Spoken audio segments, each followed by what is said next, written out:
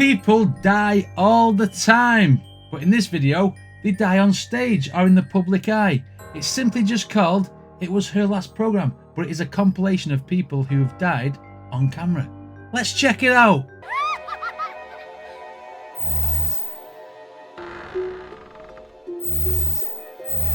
That was today's reaction, by the way. I didn't say today's reaction. It's from a channel called Timeless Vintage. So if you like this video, go and subscribe to them. Give them some love. Right, okay. On August 30th, 2024, Fat Man Scoop was performing on stage in Hamden, Connecticut when tragedy struck. In the middle of his high-energy set, he suddenly collapsed, leaving fans and crew members in shock. Despite the immediate response from medical professionals and his transportation to a nearby hospital, the beloved artist could not survive.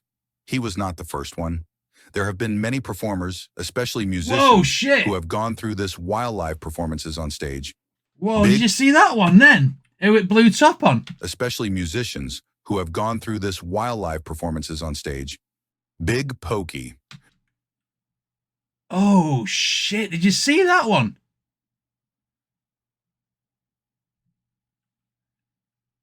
I don't know if we can watch this video. We're going to watch it. We're going to watch it. Big Pokey. I don't know who Big Pokey is.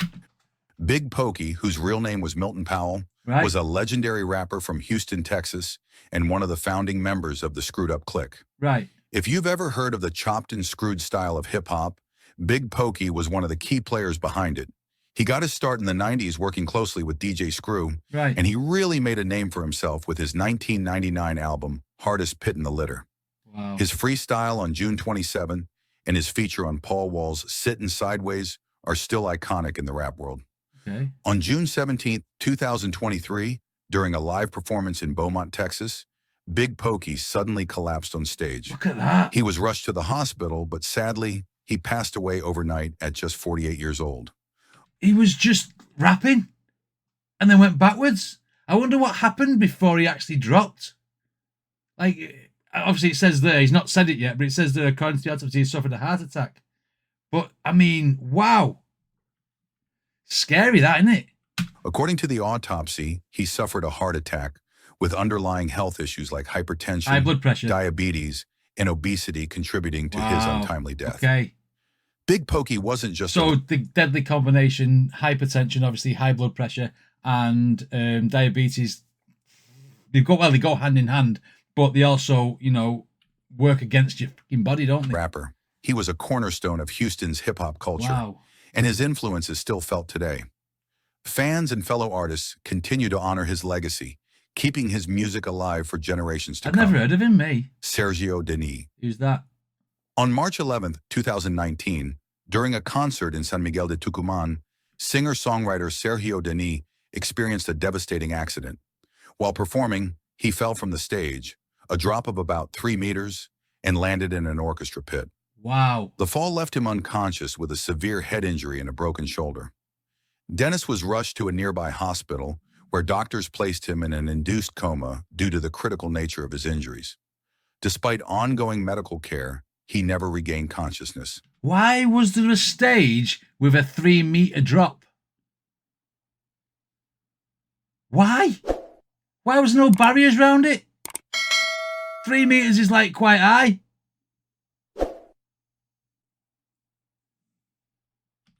I mean, that sort of stuff looks funny normally, like when someone falls off a stage. But when you don't realise it's 3 meters down, you know. His injuries. Despite ongoing medical care, he was in senior years, wasn't he? After more than a year of being in a coma, Sergio Denis passed away on May 15th, 2020, leaving behind a legacy cherished by fans of Latin music. Talal Mada. I mean, at least he died doing what he loved, but holy shit, falling off a stage. Talal Mada, affectionately known as the Earth's Voice, was a celebrated Saudi Arabian singer and composer whose career spanned over 4 decades. On August 11th, 2000, at the age of 60, Mada was performing live on Al Meftaha stage in Abha, Saudi Arabia. During the concert, which was being broadcast live on Saudi national television, he collapsed on stage shortly after beginning one of his well-known songs. Despite immediate medical attention, he passed away from a heart attack. Wow. Madaz's sudden passing was a profound loss to the music community and his fans. The official Saudi press agency confirmed his death and honored his significant contributions to Arabic music. His funeral was held in Jeddah, and he was laid to rest in Mecca. Even after his death, Madaz's music continues to resonate with audiences, solidifying his legacy as a pivotal figure in Saudi and Middle Eastern music. Giuseppe Pino. These like heart attacks and stuff, you know, they just drop, don't they? He just fell off the chair. Like the guy who fell backwards before. Them heart attack ones are really scary. Mango. He's like Giuseppe Pino Mango, an acclaimed Italian singer-songwriter, passed away on December 8, 2014, at the age of 60. During a concert in Policoro, southern Italy, he was performing his renowned song Oro when he suddenly raised his arm, apologized to the audience by saying, "Excuse me," and then collapsed on stage. shit. He was promptly transported to a hospital, but, unfortunately, did not survive the heart attack. Wow. Tragically, See, he's not big or like obese or anything like that, is he? That's a scary thing. He doesn't look unwell. He looks very, very like lean. Hospital, but unfortunately did not survive the heart attack.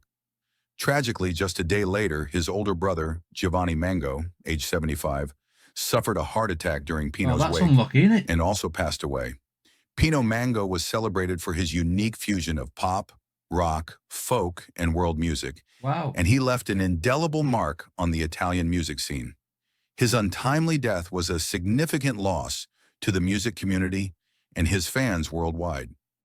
I wonder if it was like a genetic thing then, because obviously for one of them to die and then the other one die within like a day later.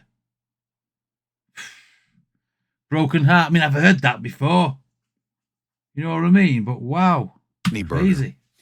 Anthony Berger was a beloved gospel pianist known for his incredible talent and energy. Right. On February 22, 2006, during a Geither gospel cruise aboard MS Zuiderdam, Anthony suddenly fell down and passed away at just 44. 44? One of the wheels of the walker I'm got older stuck than in him. the floor furnace that we had in our home back in Tennessee. He was performing alongside gospel legends Bill and Gloria Gaither and Guy Penrod when something unimaginable occurred. In the middle of the performance, fans noticed something was wrong. Anthony had suddenly stopped moving, and his hands were clenched into fists over the keyboard. It was a shocking moment. Still playing? Fellow artists rushed to his aid, carrying him backstage while the ship's emergency response team jumped into action, performing CPR. You see that? He was still playing while having the heart attack? For an agonizing 45 minutes. Sadly, their efforts couldn't revive him. Wow. He had suffered a massive heart attack. The news of his passing sent waves of grief through the gospel music world. Crazy. Anthony Berger wasn't just a musician. He was a cornerstone of the genre, bringing joy and inspiration to countless fans through his music. His loss is still deeply felt by all who admired his talent and spirit. Spade Cooley. Spade Cooley was once hailed as... Jesus Christ, that's watching someone like do that and play the piano at the same time. the king of Western swing. He was a musician who dominated the country music scene in the 1940s and 50s. But his life took a dark and tragic turn, and his story ended in an almost surreal way. On November 23, 1969, Cooley was out on a 72-hour furlough from prison, where he was serving a sentence for ending his wife. He had been granted... Do you know what? I thought he said ending his life. I was like, what? Ending his wife? You mean they're trying to keep it so YouTube doesn't demonetize him and say he killed her? He deserves everything he gets. Furlough from prison, where he was serving a sentence for ending his wife. He had been granted temporary leave to perform a benefit concert in Oakland, California, which was meant to show his reformed character. During the performance, Spade seemed to be in good spirits, even joking about making a comeback once he was released. However, shortly after finishing his set and receiving a standing ovation, he collapsed backstage. It was a heart attack, and despite efforts to save him, he died almost instantly. The irony of a man whose life was filled with turmoil finding his end just after a moment of applause still lingers as one of the most dramatic conclusions to a controversial life. Pedro, I mean, if you know you're gonna go, you go out with your roses, don't you? Standing ovation, blah blah blah blah. And if you're gonna die, you die there, don't you? But fucking hell, a lot of these are heart attacks, aren't they? Just like bang, boom, gone. Henrique, on December 13th, 2023, during a live performance in Feira de Santana, Bahia, Pedro Henrique was performing the song Vai Ser Tão Lindo at a religious event when, partway through the performance, he suddenly collapsed on stage. Henrique fell backward and lost consciousness instantly. Emergency responders were called to the scene, and he was rushed to a nearby hospital. Despite the medical team's efforts, he was pronounced dead shortly after arrival. The cause of death was determined to be a massive heart attack. The shocking moment occurred in full view of the audience, leaving fans and fellow performers in disbelief. Doesn't even look that old. The incident left his fans and the gospel music community reeling with grief. Known for his soulful voice and deep faith, Pedro Henrique's passing marked a significant loss to Brazilian gospel music, and his legacy continues to inspire. That's crazy. Screen fall on He looks really young, but you never know. Because some of these young people, not saying that he did, but he could have been taking substances or anything, that induced that sort of thing. You don't know, do you? Because it's very, very rare that someone that young will just drop dead like that. On July 28th, 2022, a horrifying incident occurred during a concert by the immensely popular boy band Mirror in Hong Kong. Right. While performing at the Hong Kong Coliseum, a giant video screen suspended above the stage suddenly detached and fell, striking one dancer directly before toppling onto others. The shocking scene unfolded in front of thousands of horrified fans, with footage of the accident quickly circulating online. The concert was halted immediately, and the band's manager addressed the audience, urging them to calmly exit the arena. 2 male dancers were hospitalized due to the incident. According to local reports, one suffered serious neck injuries and was placed in intensive care, while the other was in stable condition. Several female fans were also treated for shock. The identities of the injured dancers were not disclosed. The Hong Kong government responded swiftly, suspending the remainder of Mirror's concert series until thorough safety inspections could be conducted at other venues. Hong Kong. So no one died there at least, thank God for that. But I tell you what, that looked horrific, didn't it? Can you imagine just singing, next thing you get hit with something, you wake up in hospital? Hong Kong Chief Executive John Lee expressed his shock over the incident, extended his sympathy to the injured, and called for a comprehensive investigation into the tragedy. Nelson Eddy.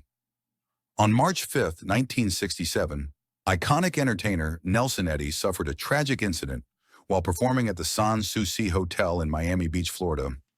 During his performance of the song Dardanella, he collapsed on stage, struck by a cerebral hemorrhage. His longtime singing partner, Gail Sherwood, and his accompanist, Ted Paxson, rushed to his aid, but the situation was critical. Eddy was transported to Mount Sinai Medical Center, where he passed away in the early hours of March 6, 1967, at the age of 65. Eddy, renowned for his operatic voice and memorable performances in classic musicals, left behind a legacy cherished by fans worldwide. He was laid to rest at Hollywood Forever Cemetery, buried between his mother and his widow, who survived him by 20 years. Bruce Hampton. On May 1st, 2017, Colonel. Bruce Hampton celebrated his 70th birthday with an all-star tribute concert at the Fox Theater in Atlanta, Georgia, which was dubbed Hampton 70, a celebration of Colin Bruce Hampton. The event brought together a remarkable lineup of musicians, including members of Widespread Panic, Fish, Tedeschi Trucks Band, and REM, along with other prominent artists and even a 13-year-old guitar prodigy, Brandon Niederauer. Proceeds from the event were directed to the Fox Theater Institute and musician-focused charities, reflecting Hampton's lifelong commitment to supporting the arts. Tragically, during the encore performance, Hampton collapsed on stage while Niederauer was soloing on the song, Turn On Your Love Light. Known for his eccentric stage antics, many initially thought his collapse was part of a stage joke, as Hampton had a history of such pranks during performances. He lay motionless, face down with his arm draped over a monitor, as the band continued playing, Wow. unaware of the severity of the situation. Wow. So that, he's just died in front of him and they're all carrying on playing like it was a joke. He might have been able to have been saved. After several minutes, that's too late. After several minutes, Hampton was carried off stage and rushed to Emory University Hospital, Midtown in Atlanta, where he was pronounced dead from a massive heart attack. His passing marked the end of a storied and influential career, leaving an indelible impact on the music world and a legacy of creativity, humor, and mentorship. I mean, wow. Look at that, the way he went down and his arm flopped over. And they just carried on playing like it was a joke. Surely he didn't play dead before that. I know they said he had some antics and this, that, and the other, but Jesus Christ. Sib Hashian. On March 22nd, 2017, Sib Hashian, best known as the drummer for the iconic rock band Boston, tragically passed away at the age of 67. Right. Hashian was performing live on the cruise ship Independence of the Seas as part of a Legends of Rock-themed cruise. During his set, he suddenly collapsed on stage, suffering a fatal heart attack. Efforts were made to revive him, but Hashian could not be saved. Wow. His passing stunned fans and the music community, marking the end of a career that included his powerful drumming on Boston's legendary I don't know much about Boston, to More be Than a honest. Feeling and Peace of Mind. Hashian's legacy as a rock drummer lives on, celebrated by fans and fellow musicians alike. Wow. Miriam Makeba. On November 9th, 2008, Zenziel Miriam Makeba, fondly known as Mama Africa, passed away at the age of 76 after suffering a heart attack during a concert in Castelvolturno, Italy. 76. She was performing at a benefit concert aimed at raising awareness about organized crime when she collapsed shortly after singing her iconic hit, Pata Pata. Her death marked the end of a remarkable life devoted to music, though, he's about right, activism, and the fight against oppression. Makeba's legacy extends far beyond her music. As one of the first African musicians to achieve global recognition, she brought the sounds of Africa to international audiences, blending Afropop, jazz, and world music. She was not only a musical icon, but also a tireless advocate against apartheid in South Africa, and a symbol of resistance to injustice. Her song Soweto Blues, written by Hugh Masekela, became an anthem for the anti-apartheid movement. Throughout her career, Makeba used her platform to speak against racism and inequality. She testified at the United Nations, worked alongside civil rights leaders in the U.S., and performed at numerous independence celebrations across Africa. Despite being exiled from her homeland for decades, her spirit remained deeply rooted in South African culture and the struggle for freedom. Meatloaf. I mean, to be honest, Meatloaf, 76 is about right, isn't it? Do you know what I mean? For a lifespan. So it's not really that shocking for someone to die of an heart attack at, 76. Meatloaf. Right, okay. I knew he'd die, but I didn't know why. Let's go. Marvin Lee Aday. On June 16th, 2016, during a concert at Edmonton's Northern Alberta Jubilee Auditorium, Meatloaf, the renowned rock singer born Marvin Lee Aday, collapsed on stage while performing his iconic song, I'd Do Anything for Love, But I Won't Do That. The 68-year-old artist was promptly attended to by his bandmates and emergency medical personnel before being transported to a nearby hospital. The cause of the collapse was later attributed to severe dehydration. This incident occurred shortly after Meatloaf had postponed a show in Calgary earlier that week due to illness. Following the Edmonton collapse, his representative assured fans that Meatloaf was responsive and recovering well. Right. Meatloaf had previously experienced health issues during performances. Yeah, he couldn't breathe properly, including a collapse in London in 2003 due to Wolff-Parkinson-White syndrome, and another in Pittsburgh in 2011. What's Wolff-Parkinson-White syndrome? What's that when it's at home? I mean, I knew he had health issues and his breathing and stuff. He used to have oxygen tanks and stuff, didn't he? But I mean, he collapsed of severe dehydration. I mean, the guy has always been big, hasn't he? Due to Wolff-Parkinson-White syndrome, and another in Pittsburgh in 2011, attributed to an asthma attack. Right. Juan Carlos Formel. So they said he's going to be all right. So did he die from that dehydration? He didn't inform us properly on that one. On May 26th, 2023, Right. Juan Carlos Formel, a Grammy-nominated Cuban-American musician and bassist for the renowned band Los Van Van, Okay. suffered a fatal heart attack during a performance at the Lehman Center for the Performing Arts in New York City. Right. Midway through the concert, Formel collapsed on stage, prompting immediate medical attention. Despite efforts to revive him, he was pronounced dead at the age of 59. Wow. No Born age, is into it? a distinguished musical family, Formel Wolff-Parkinson-White syndrome is a heart condition that causes rapid heart rate tachycardia. I know about that due to an extra electrical pathway in the heart. Right, okay. Thanks, Temple Wizard. was the son of Juan Formel, the founder of Los Van Van. He joined the band in 2014, following his father's passing, and contributed significantly to its Afro-Cuban sound. Wow. His sudden death was a profound loss to the music community, and he is remembered for his exceptional talent and dedication to Cuban music. Well, I thought there was going to be more. Hang on. It showed a lot of different people, like news reporters and stuff, who died and what have you. And it basically shows a lot of people. And towards the end, nothing else was shown, really. But, I mean, that just goes to show, life is short. Do what you want to do now, because you never know what's around the corner. And these people, thought that he was going to do a concert and go home. And they never did. Wow.